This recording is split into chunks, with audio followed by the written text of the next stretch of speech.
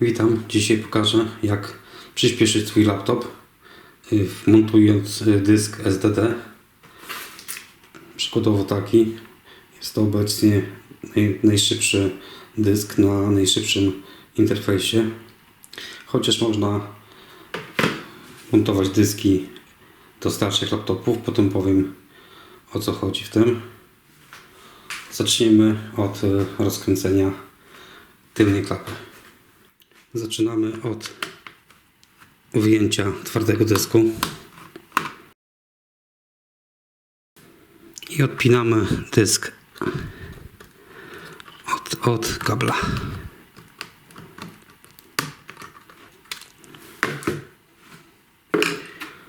Następnie demontujemy klapkę ramu.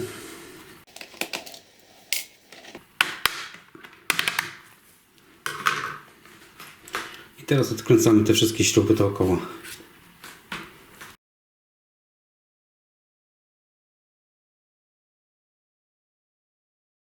Następnie zaczynamy to od rogu. Należy z tych zakrzasków dookoła te plastiki uwolnić.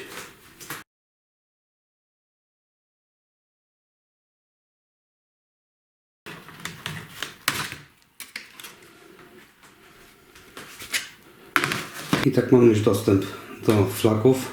Teraz dobrze by było odpiąć kość baterii, żeby nie było napięcia na płycie głównej. I tutaj w tym miejscu właśnie mamy złącze M2 na dyski. Przybliżę. Tylko właśnie z tymi złączami to nie jest taka prosta sprawa. Zaraz powiem, o co chodzi. Najpierw może otwórzmy sobie te karty.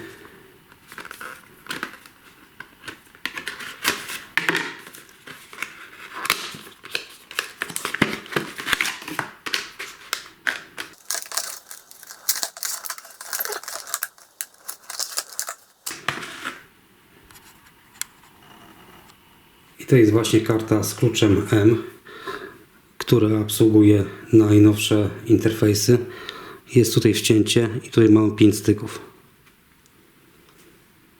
I teraz coś na temat tych dysków. To właśnie tutaj mamy ten dysk. To jest właśnie na kluczu M.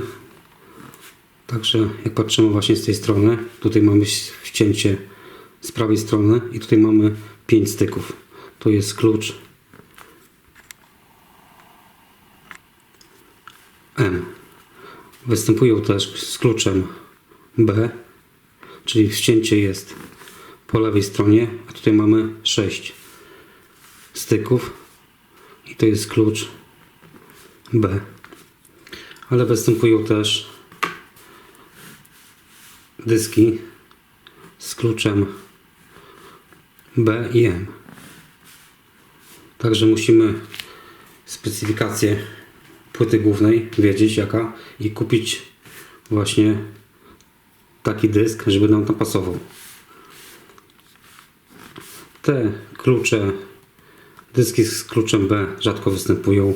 Najczęściej są stosowane właśnie B i M. W tych najnowszych kartach na interfejsie NVMe to tylko i wyłącznie występują na kluczu M. Ale to jeszcze nie wszystko.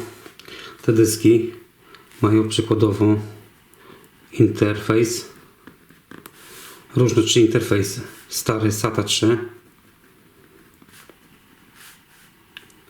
PCI Express 2.0 razy 2, magistrala razy 2, PCI Express 2.0, magistrala razy 4 i najnowsze PCI Express 3.0 razy 4 magistrala. I także o co tu chodzi?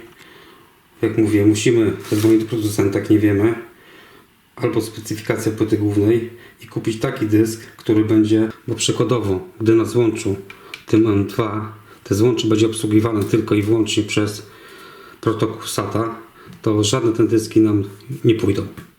Przykładowo jeszcze jest inna sprawa.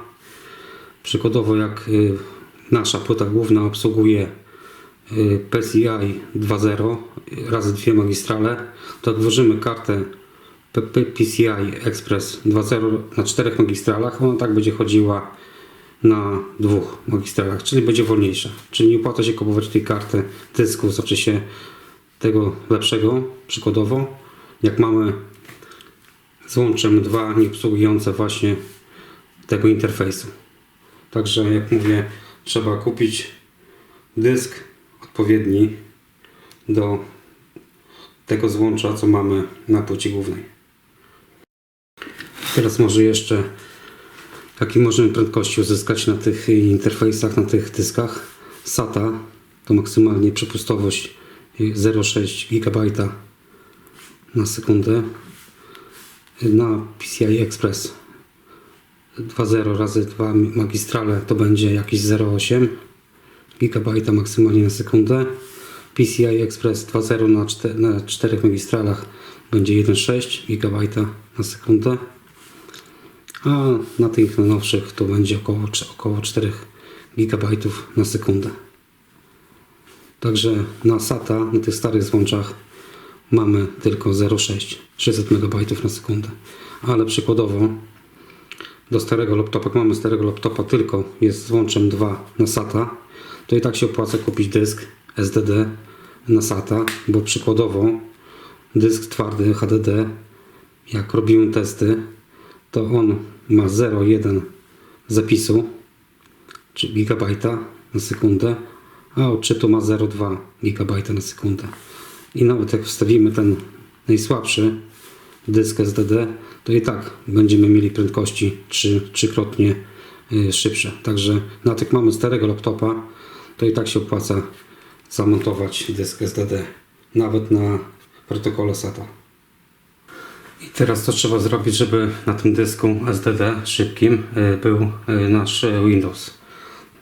To jest kilka opcji. Możemy postawić całkiem świeżego, nowego Windowsa, albo sklonować tego, co mamy. I do tego możemy użyć przykładowo tego programu. Jest on darmowy po polsku, co najważniejsze. Wchodzimy w ten program.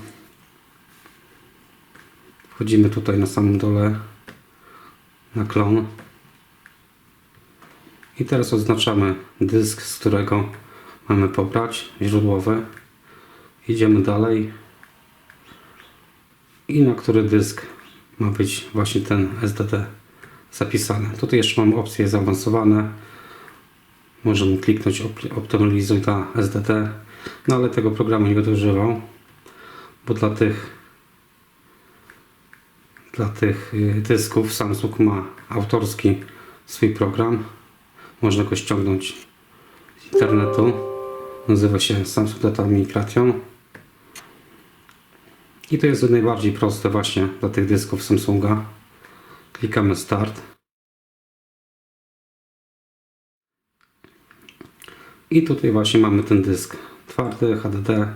Od razu nam tu przerzucił na ten SSD. Klikamy Start. Tu mamy informację, że te wszystkie dane na tym dysku będą skasowane, ale i tak ten dysk jest czysty. Klikamy tak. No i teraz nam ten program będzie klonował tego Windowsa na dysk SSD. Niecałe 100 GB klonowały się jakieś pół godziny. Klikamy Close, zamknij.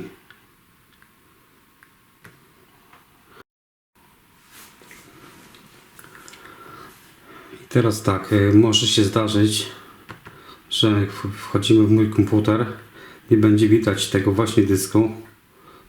Tutaj go widać, ale może tak się zdarzyć, że nie będzie go widać. To klikamy prawym przyciskiem myszki na Start, zarządzanie dyskami. I tutaj właśnie, gdzie tutaj jest dysk 0, to jest właśnie ten SSD. Tutaj będzie napisane offline. Trzeba będzie kliknąć na online i wtedy będzie on widoczny. Ale potem może być taka sytuacja, że jak zrobimy ten dysk SSD online, to nie będzie widać tamtego właśnie starego dysku HDD. Z tego względu, że nazwy, cyfr, literki były takie same. To jak nie będzie, jak aktywujemy ten dysk SSD i tego nie będzie widać z powrotem, to znowu wchodzimy w start prawym przyciskiem myszki, zarządzanie dyskami i tutaj właśnie w tym dysku HDD klikamy prawym przyciskiem myszki i klikamy zmień literkę dysku i zmieniamy literkę dysku. Tutaj mamy C, to zmieniamy na D i ten dysk już będzie widoczny. Teraz jak już tu mamy wszystko zainstalowane, musimy sprawdzić, czy Windows będzie się odpalał z tego właśnie dysku SSD, czyli uruchamiamy komputer ponownie i będziemy wchodzić w BIOS. Klikamy w F2.